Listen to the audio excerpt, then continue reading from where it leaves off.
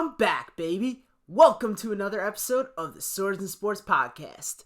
I am so excited to be back. I know I took I think it was a 2-month hiatus, but I'm here, ready to do some more author interviews, ready to bring some of the best fantasy content on the internet. And, yes, we did win an award for this show. Thank you to everybody who participated in voting for the Stabbies. I am so grateful that I was recognized about this. I was telling Alicia, who's the guest, by the way, let me not bury the lead here. This week, I'm joined by the first ever guest of the Swords and Sports Podcast. She's back because she completed her trilogy. I'm talking, of course, about the Queen of the Quokkas, which is some weird raccoon-like creature in Australia that I still don't think is really real, but I'm told by many people that it is. Alicia Wanstall-Burke, she's here to talk about her book, Empire of Shadows, which is book 3 of the Choreatic Sagas. I know I butchered that one, but what are you going to do? I forgot to ask her how to pronounce it when I was on the call with her before. That interview's coming up after the book details and after some more humble brags by me. So let's start with the humble brags. I won a Stabby. I found out I was nominated for the Stabby about an hour before the voting closed, and I still won it. And that wouldn't have happened without incredible listeners and incredible authors coming on the show. It had very little to do with me. Let's make that clear. I don't make the content. It's the authors who come on that make the content. I'm super grateful and I'm really appreciative. And that seemed a lot more humble than I was going to do. I wanted to say I'm the fucking best in the business, but it's not true. A quick self-promo. You can find this podcast on all your podcast listening platforms. Also, I have an awesome backlog of episodes on the YouTube channel, on Spotify, Apple, Google, all that stuff. There was 52 authors last year. Some big-ass names in the industry and some just starting out names in the industry. And some workhorses in the industry. If I say industry again, we're going to end this. And I'm going to do it again. And I really don't want to do this again because I thought I brought good enthusiasm the first time. So, that's where the episodes are. You can find information on the show on a rarely updated social media. I got to do better about that. And I just wanted to say, I'm not going to be doing the 52 books in 52 weeks again. Maybe next year. But I will be bringing author interviews. And I'm excited to do that. I wanted to do higher quality stuff. And I think the only way to do that is to take a step back, recognize what I need to do and what I'm better and how to get better, and to work on it. So hopefully I'll do that. Let's do the book details. The book is Empire of Shadows. The author is Alicia Wanstall-Burke. It is the Choreatic Sagas. This is book 3. It was published on January 25th, 2022. It is 471 pages for the paperback edition. And the first book was nominated for the SPIFBO, was a SPIFBO finalist. You can't nominate books 2 or 3 in the series, though I'm sure this might have won.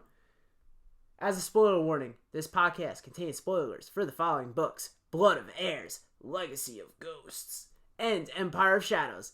If you have not read those books yet, here's what you're going to do. Buy the first one. Read it. Should take you a day or two because it's addicting. Then you're going to go listen to the episode that me and my former co-host, now wife, Natalie, did on reviewing it. Then you can listen to the interview we did with Alicia when you read Legacy of Ghosts. And then you could buy the third book, read it, buy the trilogy again as a collective because it's just helpful, and then listen to this interview. Without further ado, friend of the program, the first friend of the program, Alicia Wanstall-Burke. I am beyond excited because our first ever guest on the Swords and Sports Podcast has returned. It's the one and only Queen of the Quokkas. It's Alicia Wanstall-Burke. She's here to talk about the third book in her incredible trilogy, Empire of Shadows, which I once famously called Empire of Sands. So, Alicia, welcome back to the show. Hi, thanks for having me back on.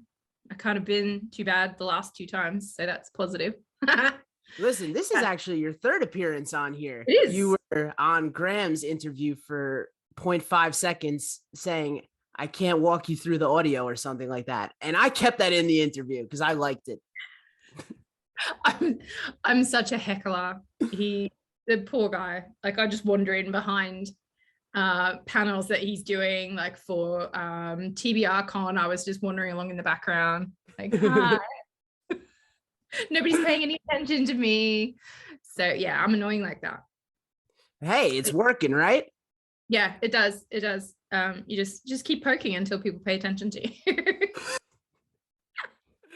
But yeah, I'm really excited to be back. It's been almost 2 years since you've been on the show. And since then, you've completed this trilogy. You've moved like 7 times. And I know. Story of my life.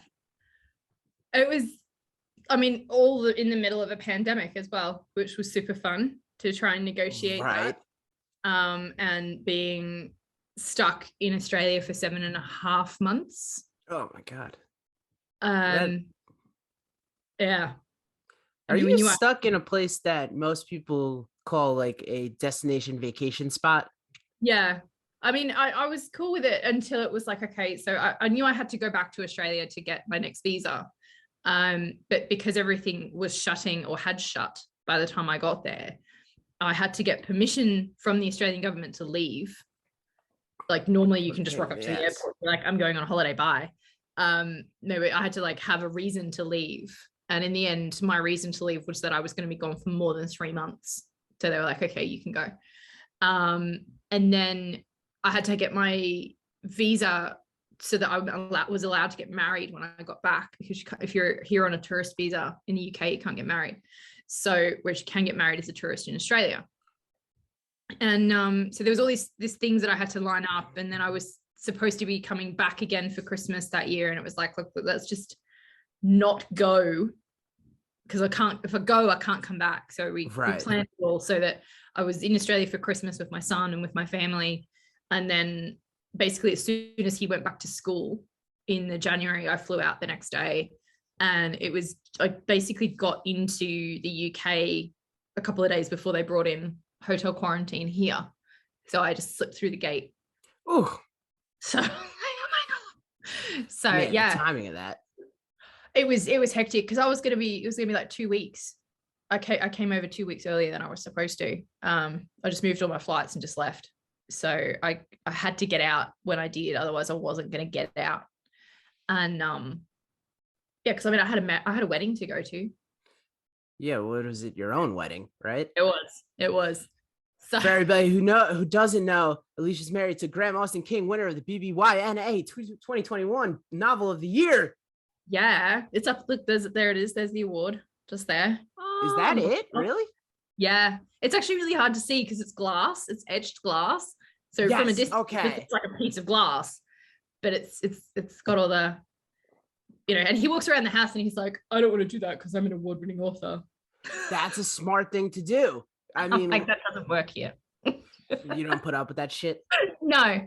I'm like, I edited that book. I am also an award. Yeah, where's yours? They should have gave you like they should have split the glass in half. I feel like you're gonna crack it over his head one day if you keep. Maybe it might just happen. That it is all love. You guys looked so cute with your little computer setup the other day. I saw that on Instagram when we were playing Roll20. That's cool. It is cool. But now he's got like extra desks, extra monitors and stuff for work. So he's like, I've got 3 monitors. Man, this is sounds like one-upping is very important in this. It really is. Although it's we have to be really careful because we can't plan promotions at the same time as each other, like book sales. Because we don't want to be competing for Facebook space. And we don't we make sure that we're not launching books at anywhere near each other in the calendar, because when I'm in book launch mode and when he's in book launch mode, we're not functional human beings. So one of us has to be functional to make sure that the kids get fed and that there's like laundry getting done and just basic human things that adults need to do, because whoever's in the launch mode can't function. Now, are chores more important than a successful book launch though? No. I said my favorite thing to say to somebody who like thinks that I should do my chores before, like the house jobs before I do writing, is that like, well, are you ever going to ring up your boss in the office and say, oh, sorry, boss, I'm going to be late for an hour. I'm going to be an hour late because I've got to do laundry. Like no one would say that. Me, no, I'm terrified of confrontation. I would just do whatever. I just do whatever I'm told. Yeah. So like if you work outside the home, you're never going to say, hold on, I'm going to be late for work because I need to do my groceries or something. So it's the same for me with writing, or if I'm editing or whatever.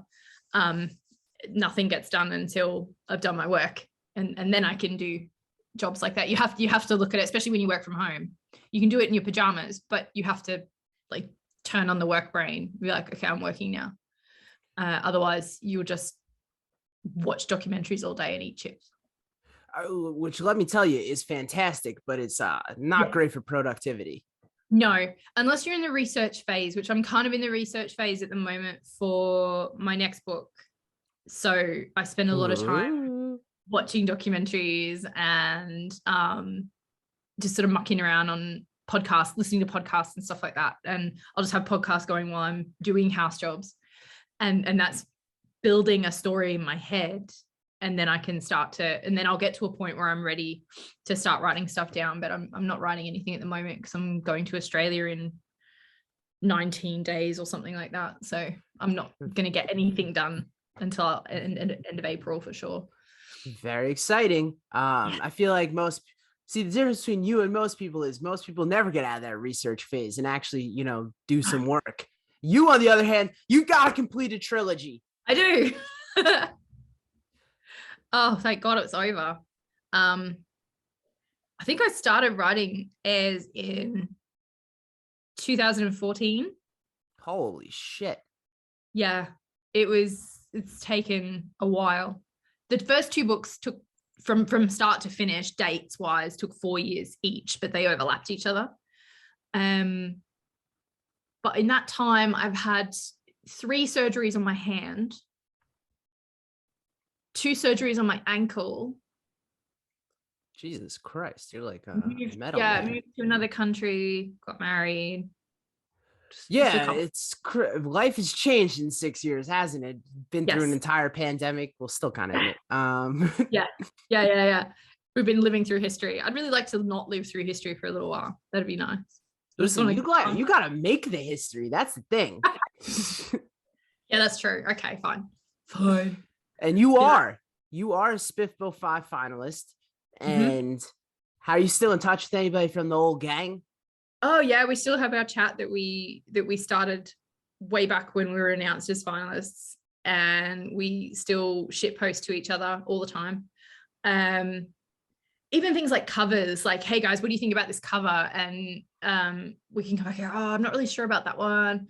But if at any point I decide that I want to lick the cover, that's apparently a good thing. If I've decided that licking the cover is my reaction to seeing the cover, then everyone in the group knows that it's a good cover. I lick the cover every time I read any book, and I'm reading on my phone, so it's just bizarre. Yeah. It's cool. No, it's totally normal. God, what else? It's just nice to have somewhere to go that if you're having a bad day, or if you're feeling a bit weird about something that's going on or something's happened, whether it's in the industry or just in your personal life. And someone's always awake because there's someone in every time zone. So it's kind of nice to just have that group that we can bounce off of. And it's funny because I don't think we actually viewed Spiffbo as a competition between the no, and I've noticed that a lot of the groups don't. This is the 3rd year doing the show, 3rd year covering that competition. Yep. I feel a special connection to your guys' group because like I was just starting to do this show as like you guys were going through that, and I got the chance to talk to you a bunch. But like it seems like you guys really are a tight-knit group, except for Darian. He's a real piece of shit. Oh yeah, Dazza, Crab King. Kiwis. I love kiwis. Kiwis are great. Listen, I learned so much about the beef between your 2 island nations. But we secretly, like, it's like as much shit as we give each other, we love each other. Like, he's a great dude. Someone comes to New Zealand, it's like, no, they're our friends.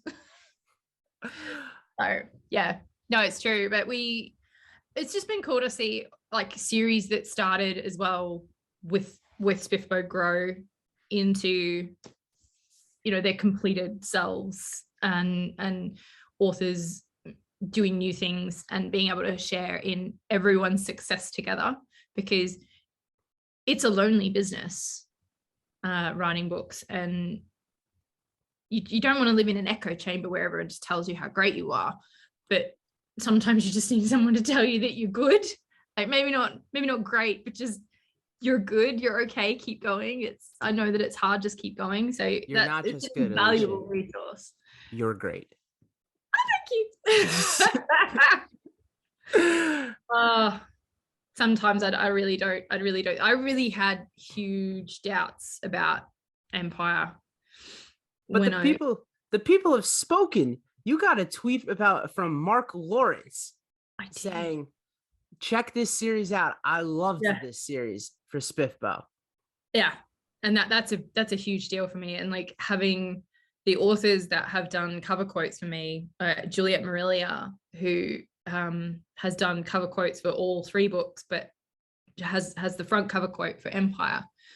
I was reading her books in my early 20s thinking that I could never write anything as good as what she writes. And her historical fantasy fiction was what inspired me to write the world that I wrote, and to have her write, you know, to give the feedback that she's given about my book. I was like, oh my gosh. It was such a fangirl moment, and just so surreal, just really surreal that like I am, what even is my life right now, that this person is saying this about something that I made. Not just saying it though, putting it on paper for all time. They can't take that away from you. No, she can't take that back now. It's mine. It's fine. That would be something. What if you got into a beef with someone and you're like, I want my quote back. Get it off the book. I mean, I have seen people change their quotes. Really? Especially, yeah. What if the book's out already? What the fuck do you do? I know, and I don't even know if that means that you've got to change your ISBN or whatever, because if you recover the book, it's a new version. So I don't know. We'll just pretend we'll leave that for the dorks to figure out. It's not our problem. The publishing nerds can deal with that. You know what though? I want to figure out whatever happened to your neighbor that stole your recycle bin. I gave it back. Wait, really? Yeah. we rang. I had to order a new one from the council, and it was gonna like cost us money. I'm like, I didn't lose it.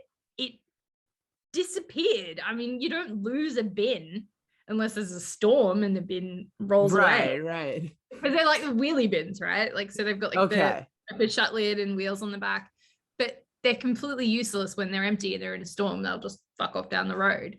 But yeah, I think that they got home and took our bin inside and then realized a few days later that they had 2 bins, and it magically appeared in our driveway.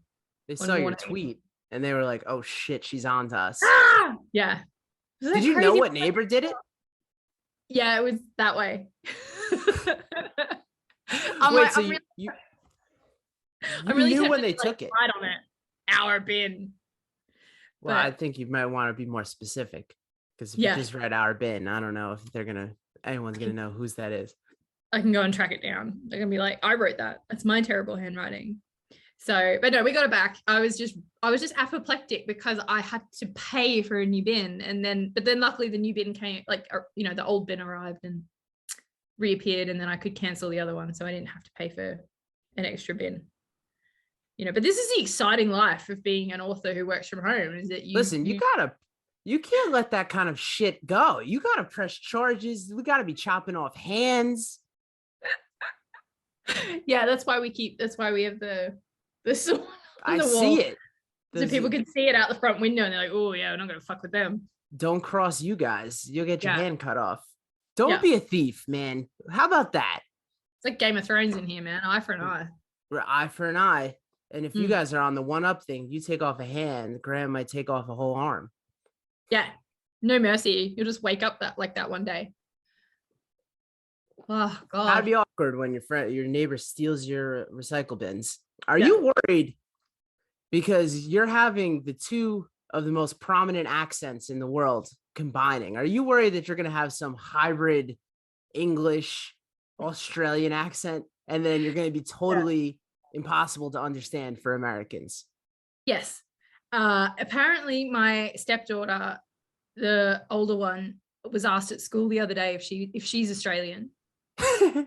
And she just laughed at them and told the teacher that no, my stepmom is. And then I went over to their mum's house the other day and I was helping out with some stuff, and she was like, her mum was like, Naomi, how long has Alicia been in the house? And Naomi was like, I don't know. And she's like, well, however long it is the exact amount of time that it took you to go from an English accent to an Australian accent. And I'm in the corner laughing, but apparently, and their mum picks up my accent as well. So I think I'm infecting all the kids rather than them infecting me. But I find that I have to, if I'm out and about in town, my accent changes because people can't understand me. Right. So I change my accent and how I say certain words just to make myself more easily understood. But apparently when I talk to other Australians, like if I'm on the phone with my mum, my accent gets really, really strong again. So it's like it's adapting to whoever it is that I'm talking to. But yeah, I anticipate that in like 3 or 4 years, I'll have this weird hybrid Queenslander, Western Australian, Northern English thing going on. And no one will be able to understand. Maybe you'll infect so many people with your accent that the entire country will be an Australian accent. I mean, don't tell anyone, but I'm actually attempting a reverse invasion. And it's working. Yeah, like a reverse colonization. So I mean, that's my plan, but I'm keeping it on the down low. Take that, you British bitches. I wonder if you go vote now. I've registered to vote. Yeah. There we go. So I can vote here. So shit, you're really there. You're not going. Yeah. But it's not compulsory here. And I just feel bad and weird not voting.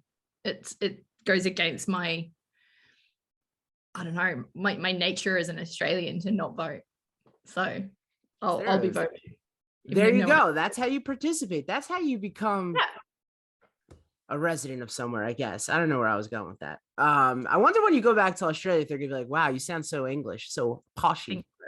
I think they will. And I'll be like, damn it. I'll just have to swear some more. If I swear some more, no one will notice. You haven't dropped a single C-bomb on this podcast, and last time you dropped a lot of them, so I'm a little disappointed. I know. I think I've softened it out because I'm just afraid of offending people. You didn't offend. Yeah. I think you got this show an award. Without you, none of this happens. Yeah, I mean, it was either that or it was the zombie dicks. Zombie dicks. Listen, I have several questions about that later on. So hold on to those opinions. How are your abs? Are you getting iron abs yet? I mean, I should, but I ate a cookie for breakfast, so probably not. So, but you're doing all this planking. I know. I'm trying to raise money badly. But like any time that my body finds me that I try and do physical activity, my body just goes on strike. So I was planking and my ankle was like, hey, fuck you. On a plank. Oof. Yeah. And I can't like do planks with on my hands because of That's this. hard to do though. That hurts the wrist. Yeah. And so I can't do it on that. And so I'm on my elbows, and apparently doing planks on elbows is harder. It is harder though. Yeah. So I'm trying to put my weak and feeble body through pain and suffering so that I can try and raise some money for cancer support. So there we go for the reason behind it, because I tend to ask questions that have no context and then nobody knows what the fuck I'm talking about. So you're raising money for cancer. Yes. What can you name the organization? It's for Macmillan Cancer Support. So they are a support organization in the UK. And they like provide counseling and all sorts of services to people who have got cancer, all sorts of cancers. It's not just for breast cancer or just for, I don't know, leukemia or whatever. I think it covers everybody, because my stepkid's mum is doing chemo. She's doing her 4th round of chemo today. My mum had cancer for 14 years ago, I think it was. We've kind of lost count. Touch wood, she's fine. And one day it's going to come for me. There's no question about that. It's going to come for me. So I would like to support some people before that happens. So I'm trying to raise money through, there's a fundraiser page through my Facebook. So, but I plank every day and take bad videos of it. And it's just basically me yelling about how much pain I'm in while I'm doing this stupid plank, and Graham laughing at me because he can plank for longer. It's very unfair. We're back to this one-up thing. Yeah, this is he was in the video yesterday and he's like, I'm not on the camera, so I could just fall over when I'm finished. And I'm like, fuck you. Tell him to get his fucking skinny ass on camera then. He is like a rake of a man. And yeah, and he's just like, I could plank for longer than you. And I'm like, shut up. All your limbs work. So I took something sweet and I had to make a stupid joke there. This is a very good thing to support. Please save Alicia's wrists and just support this thing so she could stop. Yeah. And I have to do it until the end of the month. I have to do it every day until the end of the month. And I'm flying to Australia at the end of the month. So I will probably have to do a plank in the airport in Dubai. And I'll probably get arrested for planking in the airport. That's a great airport though. Oh God, it's so good. It's incredible. So it might actually be open this time. Although I haven't gone through it during the pandemic. I went through. It's open. I went in the middle of this. Yeah, I went through Abu Dhabi and I went through. Oh, I think that's Graham's phone. I have to answer the door. Okay, go pick it up. I'm going to just promote myself for like 3 minutes. Yeah. Listen, everyone, I'm probably going to cut this all out, but what are you going to do? Alicia was the first ever guest. There's been 60 guests since she's been on the show, but she was the best one. Nah, I don't know if that's actually true, but I do really enjoy having her on the show. I also enjoy having everybody listen to the show. I'm the greatest podcaster in the world, or I wouldn't have got a stabby. So fuck you, Daniel Green. No, I'm kidding. Daniel. Okay. Hold on. That's Graham's new phone arriving right in the middle of the podcast. That's awesome. God, I was floundering by myself. I was trying to do a monologue. It did not work. I had to do that the other day. I was doing an interview with Virginia for Quarantine. Shout out to Virginia. Yeah, she's the best. She's awesome. And she had to go off and do some stuff with her daughter, and I just sat there and talked literally to myself about stuff about the book, and I'm like, God, nobody is going to want to listen to this. Just did she keep it in? Yeah. She doesn't cut anything out. It's just like, if you said it, it's on the internet. I think it was live as well. Oh, she does them live, right? She's got balls. Yeah. So it was live. So I had no way of escaping from my own gibberish and rambling, which I do. I ramble a lot. Well, so do I. That's why this is working out so well. You are one of the queens of tweeting at companies, and I really enjoyed you tweeting at the bread company and saying that there was a Khazad-dûm sized cavern in the bread that you got, and they goddamn answered. There genuinely was, and I got my £1.60 something back for. They gave you a refund. They did for my one loaf of bread, £1.60 for my bread, and I did the same thing. My stepdaughter's jeans, she was just upstairs playing, and they ripped, like completely just ripped in half. And I'm like, you haven't even had these for a year.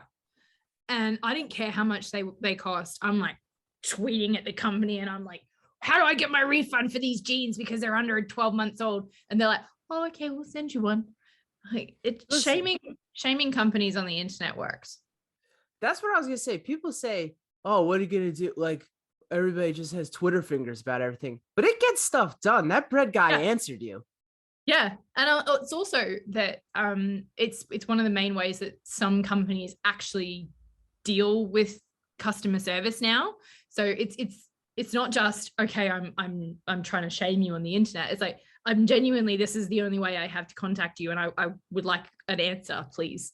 So it's not like a bread delivery guy that you could talk to. Yeah, I mean, I couldn't take it back to the shop and be like, your bread has a giant hole in it. that's not supposed to be there. But it was fucking funny though.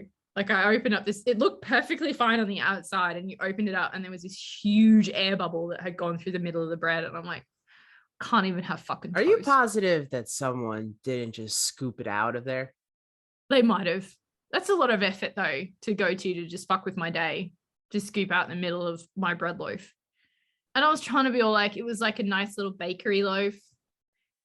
But I mean, it was white bread. So, I mean, because I can't eat anything other than white bread because it makes me sick. There you go. Normally it's like, the opposite for people, but all right. Yeah, no, I can't have anything with whole grains in it because I have IBS. So anything like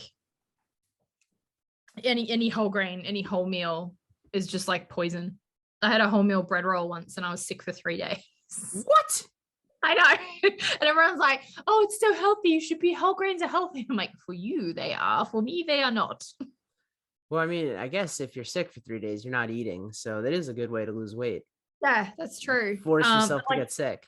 I have to be careful like how much onion I eat because it's the same. Hi, Augie. What's up? This is an animal-friendly podcast. So, welcome to the show. He's just going to stare at me from up on his little tower. I'll interview the cat. I don't care who we're interviewing here. Oh my God, he's just like giving me the stink eye. He's like, why are you talking? I'm trying to swim you. So yeah, I am the queen of tweeting people, companies and stuff. But yeah, it's mostly just because I just want an answer and I can't find any other contact details. Listen, I'm not trying to be mean. You're good at it though. I mean, I don't think everybody has the skills that you do. And you get results. You got the bread man himself to answer you. Yes, I did. I think it might have been my Lord of the Rings reference. Because yeah, I wonder if they laughed at that. I have to imagine someone got otherwise, you're a real stick in the mud, or you just didn't get it, which is also possible. We live in this world where we think everybody's gonna get these fantasy references. Yeah. But I mean, if you didn't get it, you probably should reevaluate your life choices. There you go. That's that's the kind of fuck you energy I like. Yeah. Listen, we're here to talk about a book, not talk about, caverns in bread, as interesting as that is to me. Oh my God. Really good. Wow. That was nearly a coffee explosion. That would have been great because this is also a video podcast for everybody who likes to see this. It wasn't last time. No, it wasn't. I didn't even have to. Oh shit, I forgot about that. There wasn't even a video. I wasn't doing the YouTube videos back then. You know why? Because there's so much goddamn work. I wish I didn't. You're here to talk about Empire of Sands. I know it's Shadows, but I did say Sands once, and you're like, where the fuck did you get that title from? I made it up. That's really funny because look, the kids call it Empire of Shadows. Shadows. Oh man. Yeah. Lots of sad boys in this. It's Blood of Hares, Legacy of Goats. I think Michael Fletcher came up with that one. It was either him or Dirk or both of them because apparently everyone is Dirk and everyone is Fletcher and everyone is God, don't start on that shit. Every time I talk to one of them, I gotta deal with this. You gotta deal with like a herd of, doppelgangers as well. But yeah, no, so each book has its own like funny name that and this one's Empire of Shadows. I should probably go and like get a copy because so you can see it. You want to go get a copy. Shout out to Michael Fletcher and Dirk Ashton. Great guests on the show, great authors, and do a lot for the self-pub community. There we go. Empire of Shadows. That's the one. And there are a lot of sad people in this book. A lot of when you get to the third book, all the characters of any series, the characters have experienced so much trauma. Yeah. And I mean, they are the definition of, I don't know if you've seen the song, like the emotional damage sound. Okay, yeah. The characters in this book are the definition of emotional damage. So don't read it if you like your emotional like stability in any way. But do read it. Let's not discourage people from reading the book. Read it and deal with it. I recommend it highly. Virginia had to not read Legacy for a long time through the pandemic because there was a lot of stuff going on at home for her, and I'm like, dude, don't read it. Just don't. Her book's ain't a fucking sunshine day though. So no. I'm like, maybe read this book and then use BetterHelp code Swords and Sports. I don't have a promo code. We don't get any sponsors here.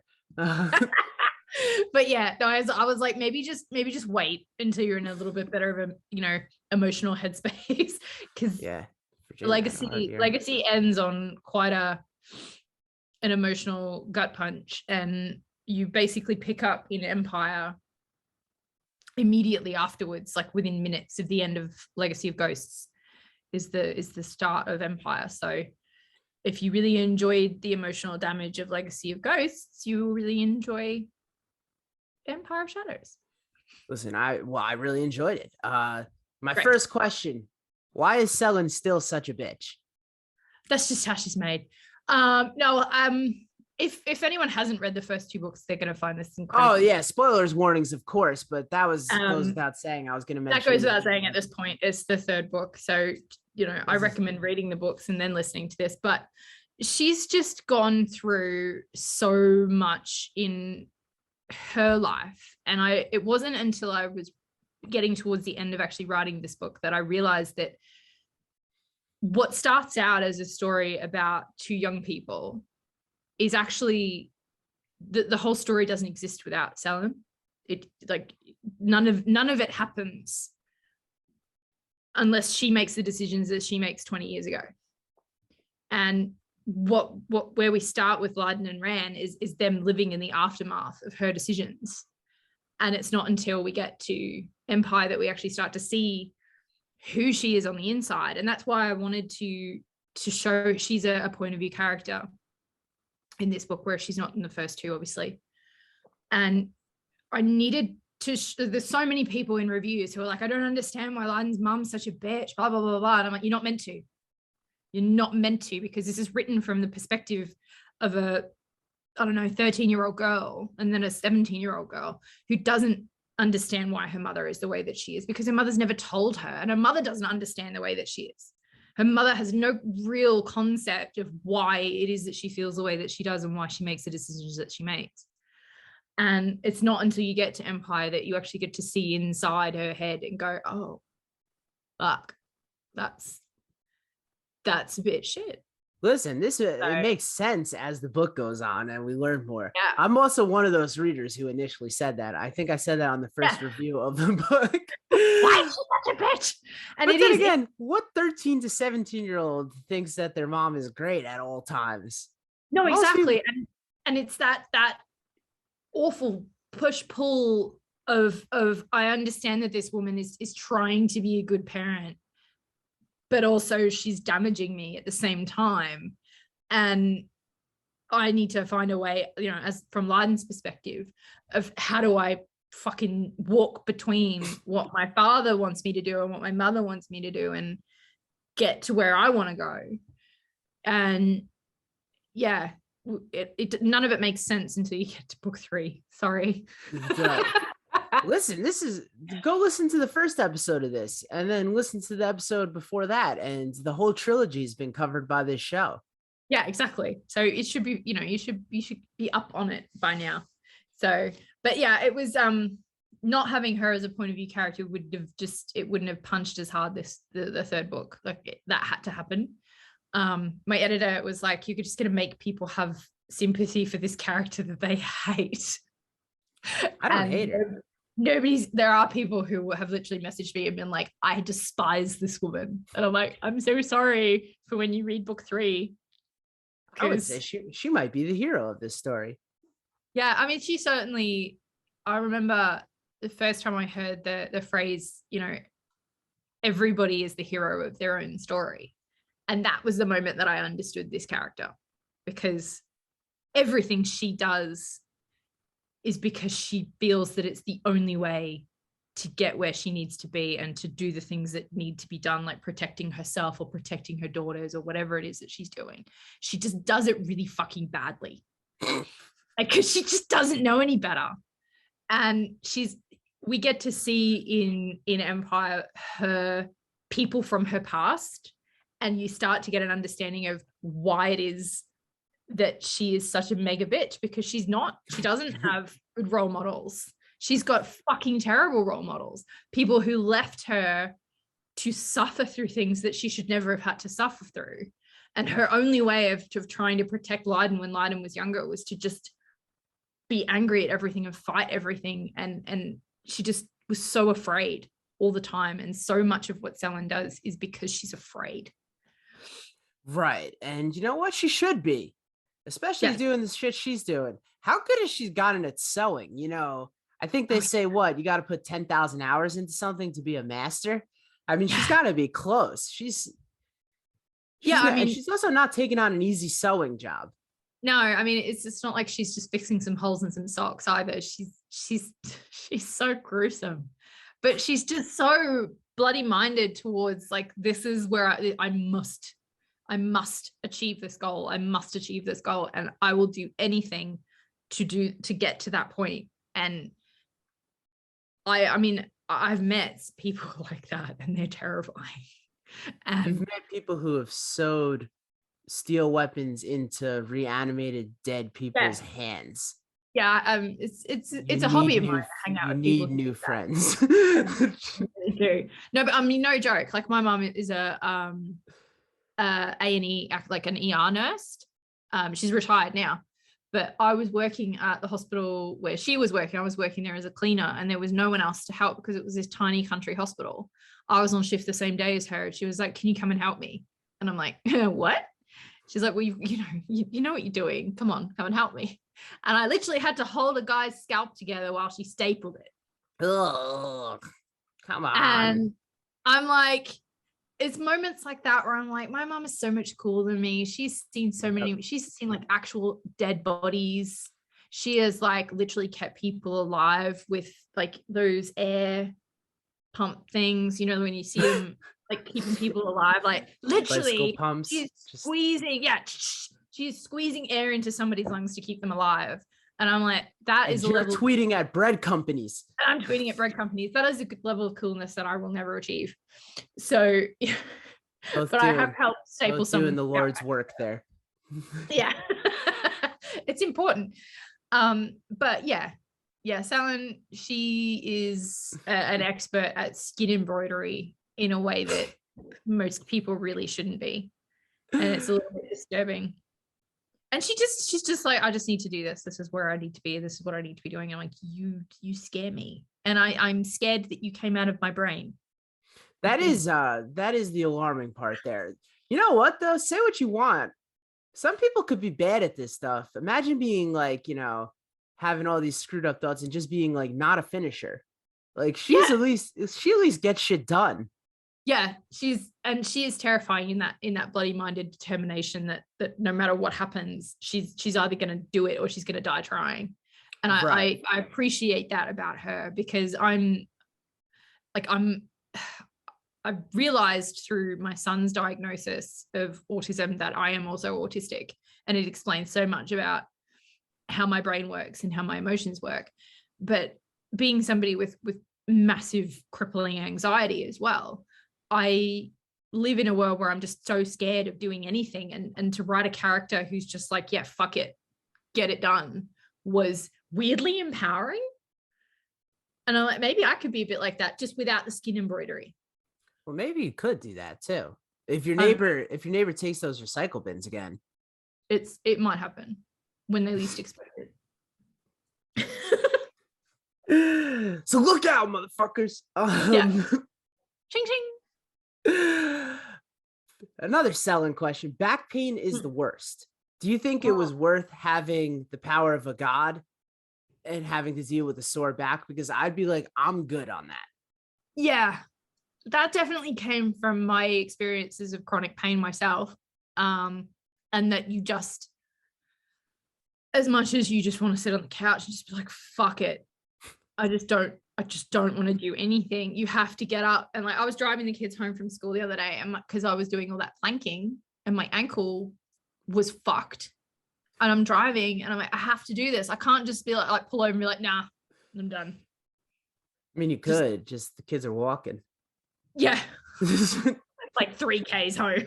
Yeah, the toddler's going to go really well with that.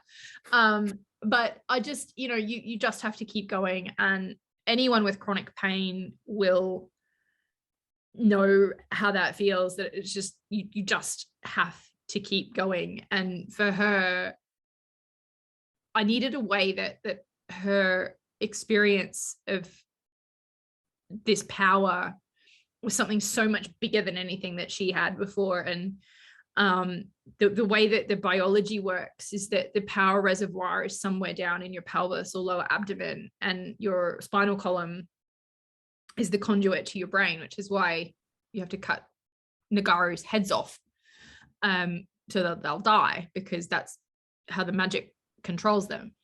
And the most logical thing for me was that if she has too much power, her spine's going to break. And right. she was just falling apart, and it was like a physical manifestation of her vengeance was that it was literally killing her.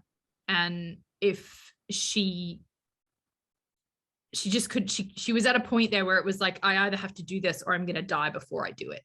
And then it was like, it had to be done. So, I mean, I don't know if I would make that same decision to have the power of a god as well as the back pain myself personally. No. Well, but for her, it was definitely... I'm not a finisher, so I wouldn't have done any of this. I would have thought about revenge and been like, fuck it, let's go to the beach. I wouldn't even went through the past in the first place. I would have been like, they could just catch me. They could have me. Yeah, just give up. Just give up. It's hard to imagine that someone does have a glow up in this book, but they do. I'm going to say Thane has the biggest come up because her life was kind of shit. She had to be this like old woman assistant her whole life. Yes. And now she gets to be beautiful again. Yeah, she gets to just reclaim her body and herself, and the sacrifices that she made. I mean, it's disappointing that we only really get to see that from the outside.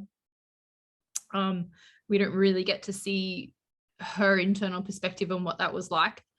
But yeah, you know, it's probably nice to not have to pretend like you don't have teeth anymore. She seems pretty unfazed by it. She seems like she could go back to being the old woman the next day and be like, whatever. She's definitely got that old woman, no fucks to give right vibe. Like that's her energy in life now. Is that she's just like, I don't fucking care. I kind of wonder sometimes what she would end up doing after the story, because I don't really know.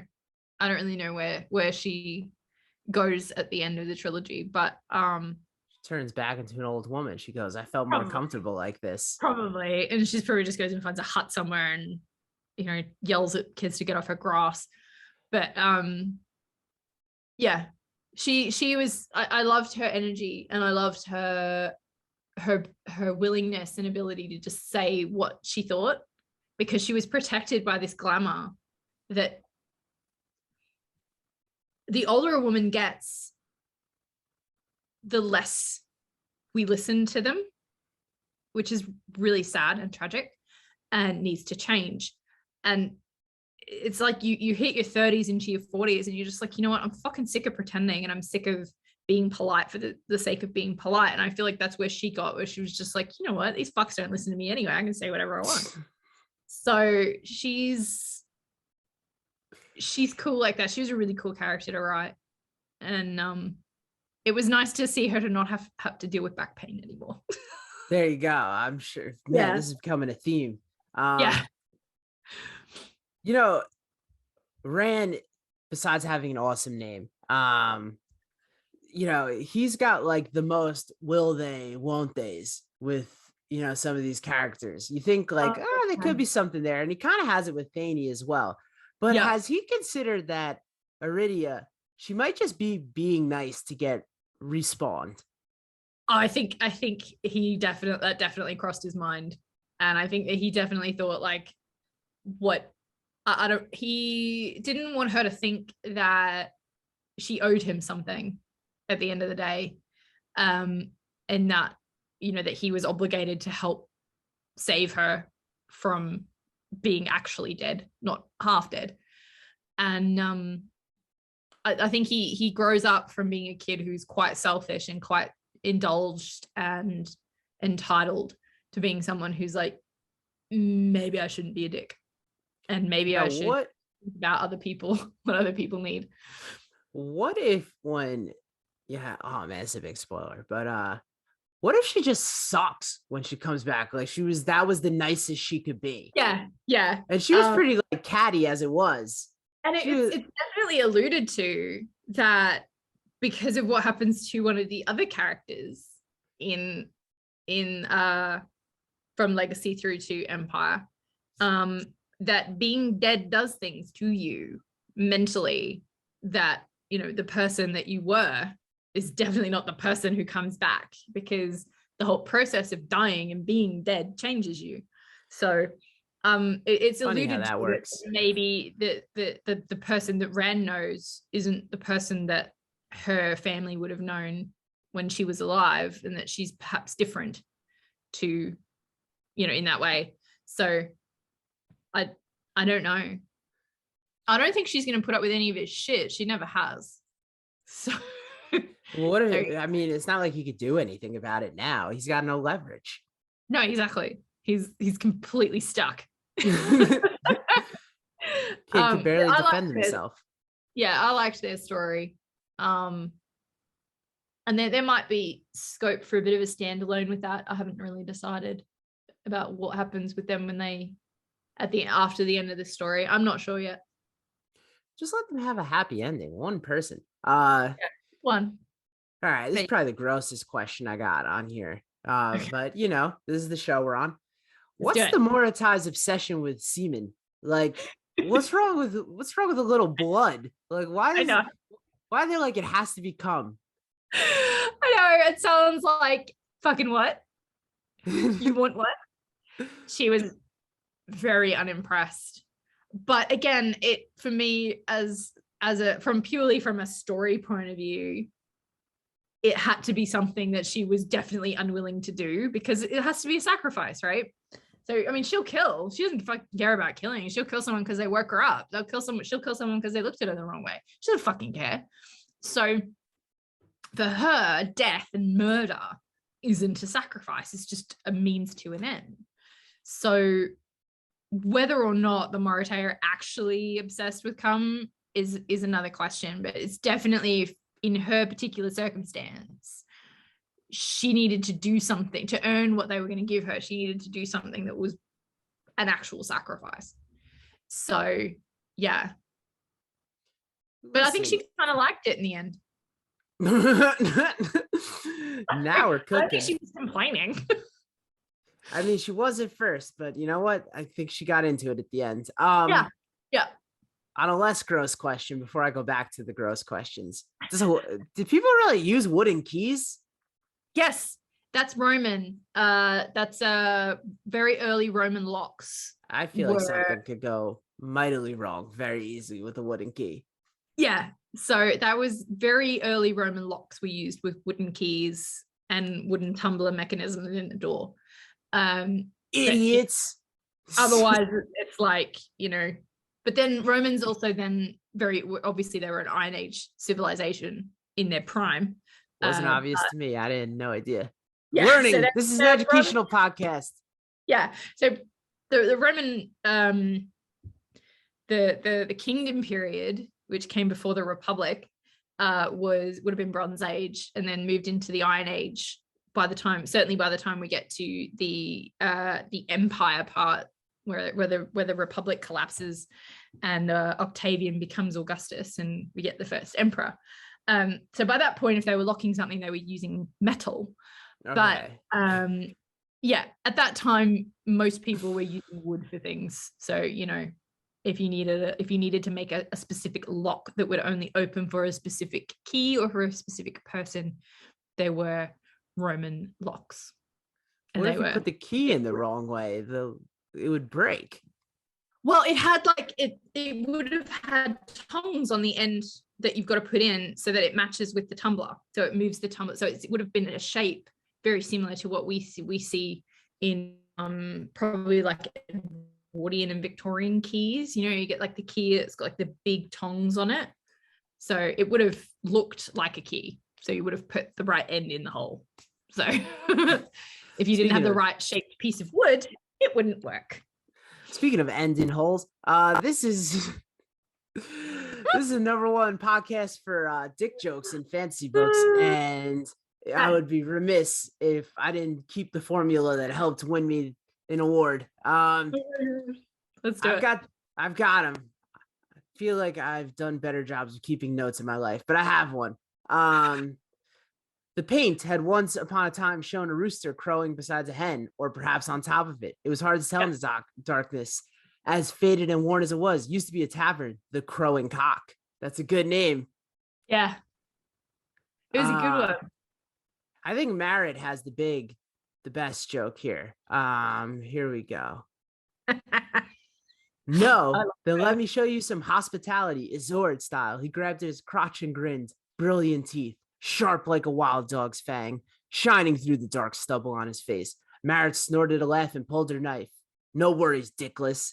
Come and try it. I fucking love her. I love her so much. And her accent is so strong in my head. Like, she's very much like an outback Queenslander. She's like, no worries, Dickless. No worry, Dickless. Oh no, that's Irish. All right, I can't do accents. I've tried it on so many episodes. Wow. It's either coming out bad Irish or Jamaican. Something in the middle. But I loved that point where she's just like, fuck these guys. Yeah, she has a big 180. She's gone through her emo phase. She is. She's very much an angry, angsty teen.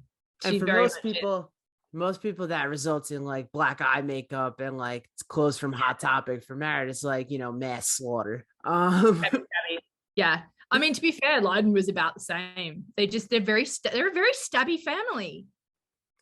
Also, what are you gonna do? Mum, both girls. That's how they roll. I mean, I wouldn't fuck with them. Honestly. Hell no. I'm a baby. They would kill me in 2 seconds. All right, I got one more for you. Okay. I need you to bite this idea and hold it, girly. This is a man who would swim through the blood of nations if it made his dick hard. Now, would it make his dick hard? It would.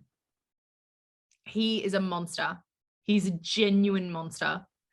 And there's a couple of Roman emperors that went into the background of his character building. And he's the kind of guy that just would enjoy watching people fight to the death on a Sunday afternoon because it was enjoyable. It's something that he is a genuine violent psychopath. And that's why he does the things that he does, and he's very, very unstable. And there was only one way that he could end up by the end of that story, and it was unalived to, in the most violent way I could think of. But he's gross and disgusting and very, very, very, very scary and violent. Not a good dude. I'm going to come out and make that stand. I know I don't like to make hardline stances on this show. Not a good dude. Most of the time I say these guys are the heroes of the story, but not in this case. No, Semen is the hero. Straight up. Yeah. There's nothing, he has no redeeming qualities in any way, shape, or form. Like, usually with most bad guys, you can at least see what it is that they're aiming for, what their purpose is, or what they think they're trying to achieve. This guy is he's a monster. He's a monster. And there's no two ways about that. So he would. Yeah. I've got one final question. When Meredith does all the coke, how come she gets zero energy from it? She's very ill. And it's at that point, it's just keeping away the pain. So she probably, we don't see her, she does that and then the scene ends pretty quickly, so we don't see what happens after that. She starts planking. But she's just taking it. Yeah, she starts planking. She has she's basically taking that as a painkiller, and that's it, just to keep the pain away because she's not very well. So undisclosed illness, but why? Not very well. But why do gummies? Why not just stick it straight up there? Ugh, the taste. I don't know. I don't know. Not from experience, folks. This is a clean show. No, it's to be honest, I was just like, well, pills probably weren't really a thing. She's not really gonna, get out a needle. I don't really think, hypodermic needles were a thing.